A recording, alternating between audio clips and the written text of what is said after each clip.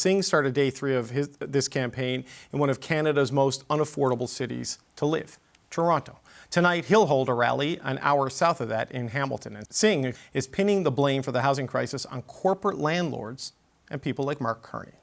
Like, if you think you're up against a housing crisis now, and the chair of a company that said, hey, the best opportunity since the financial crisis to make money off the people in housing is the housing crisis, that's not your guy. That's not the guy that's going to fix the problem. But he made that. Those new attack lines come as polling shows the NDP are at risk of losing many seats. NDP Leader Jagmeet Singh admitted for the first time in this campaign that his party is up against what he calls massive challenges. The New Democrats continue to fall in the polls, and it appears they're losing support to Mark Carney. And so the NDP spent time today talking about the Liberal leader.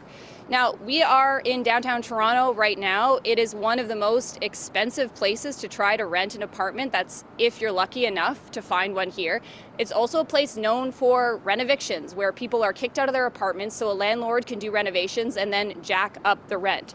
So Singh has really been focusing on this issue of housing across the country. He didn't make any new announcements about that today, but instead he met with a mom who lives in the area. She rents an apartment. She lives there with her son. And that apartment building was purchased by Brookfield Asset Management. And she says, when that happened, the rent in her building doubled. Now, why is Brookfield important?